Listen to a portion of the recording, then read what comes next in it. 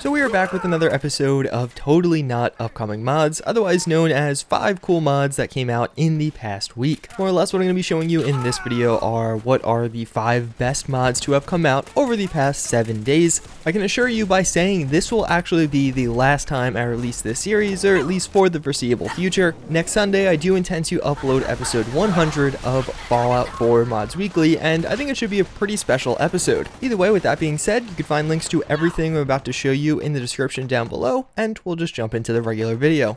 So first and foremost, we actually have the Sinful Trader Cyberpunk outfit. This is one that I've been showing you quite a bit on upcoming mods, and it finally has gotten released, and as you can see, it looks pretty cool. It's going to be a fairly modular outfit. The headgear, the claws, as well as the outfit itself are separated into 3 individual pieces. They look very good. They have a lot of details, obviously going for a cyberpunk and pretty pseudo-futuristic aesthetic that I personally think came out pretty well. And in addition to that, it kind of gives you a somewhat Institute vibe. It obviously isn't the exact same aesthetic that is carried out by the Institute, but I feel like the accessories in particular actually do have a similar vibe to something you would see from that faction. Either way, this actually is a pretty cool mod. There's not much in the way of customizability, the one major option being you can change the color of things, but these claws in particular are pretty cool. So you will have the option to just have them be on or off depending on how you edit the armor, but you also have a dynamic option. What that's going to do is make it so the claws actually appear when you enter into combat. In addition, when the claws are out, it's actually going to make it so for each point in the Iron Fist perk you actually do have when you are unarmed, you will get a buff if you do have these claws activated. All around, it's a really cool mod. I like some of these individual features, and just in general, I think the main appeal of this one is the aesthetic of the armor.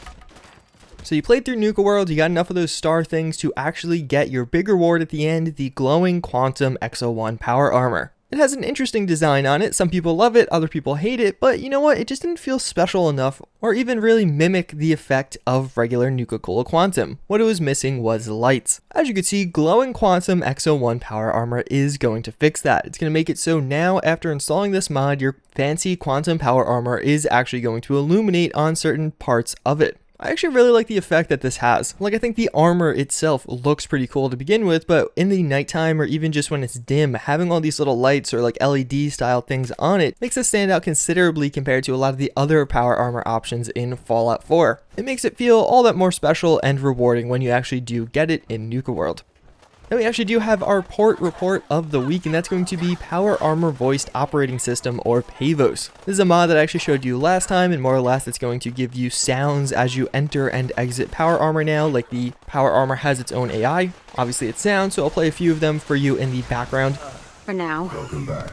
Cockpit control reactivated. Transferring controls to pilot. Pilot mode online. Warning. We are a stronger team together. Glad to have you back, pilot. We are a stronger team together. Although again, it was only just ported over to Xbox One, it also came out with a new voice on Xbox One and PC. That's what you heard in the background. By the way, I'm going to take this as an opportunity to shout out my merch store. If you guys don't know, I actually have my own merch store at JuiceHead.net. We're going to check out some of these really cool designs. I'm actually going to be doing a promotion with 25% off because in the coming weeks, I am going to be revamping the store a little bit, as well as adding in a ton of new designs covering even some other games that I think you guys will be interested in. If you want to check it out, there will be a link down below. Or if you just want to hear your power armor talk to you, there's a link to this mod also down below.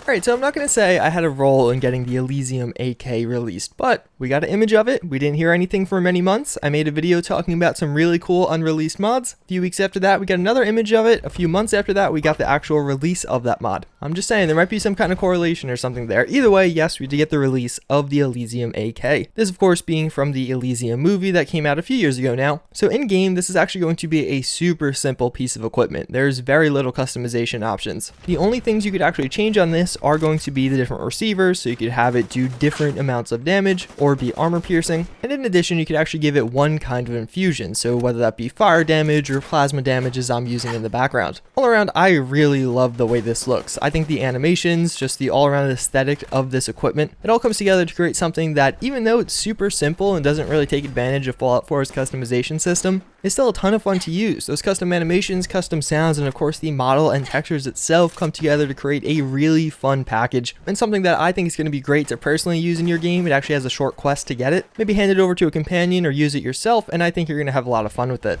So speaking of old videos, I actually made a video a while ago talking about mods that New Vegas had that Fallout 4 never really got. It wasn't really those specific mods, but categories of mods.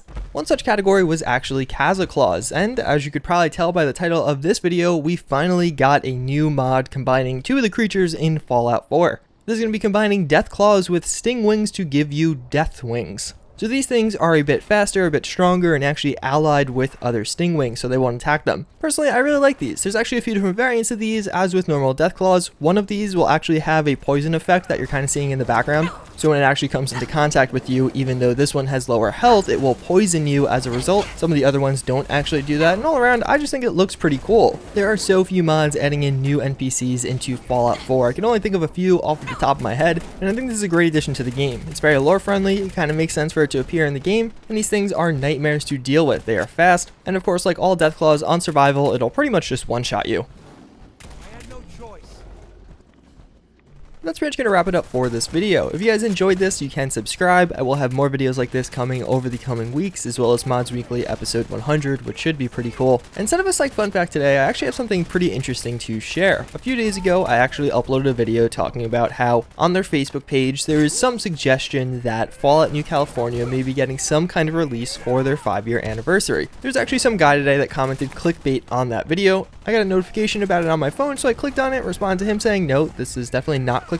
The title is literally one of the things I talk about in that video. But as I was scrolling down, I actually saw a comment with no thumbs up and really just no attention given to it by Radiant Helix Media. As I'm sure some of you guys do know, this is actually the YouTube account that they uploaded a lot of the trailers and things like that for New California. And this comment was pretty interesting. So what it says is, you should take a long hard look at our license plate. May not be legit, might be. We'll have to wait and see. So what I assume they're referring to here is actually the license plate that is kind of like the big hover image on their ModDB page. And if you look at it, there actually is October in the top right corner. So I think this may be suggesting that the mod is actually coming out in October, but this kind of contradicts something they have on their Facebook page recently, more or less saying whether or not they actually get a job from a certain contractor may actually determine whether or not they finish this mod in weeks or months. So maybe it is just that October thing and it may be coming out in October, or that may be one of their internal goal release dates. But then I was like, what are all these other things in the license plate? Or is there something I'm entirely missing? Because if you look over onto the left side, there's a bunch of these kind of random numbers. It looks like it actually says PD77, and there's the New California Republic logo, but then under it, there is a sequence of numbers that is way more ominous. That of course being 0012460, and then I think there might be a 1 after that, but it almost looks like it's just like little mark on the license plate. But either way, after Googling a little bit, I have no idea what that is. Do we just assume this is like a random sequence of numbers, or maybe corresponding to an in-game date? I don't know, so I wanted to cover it at the end of this video. Maybe some of you who are way smarter than me or know more about Fallout New Vegas or Fallout's lore in general could actually decode this.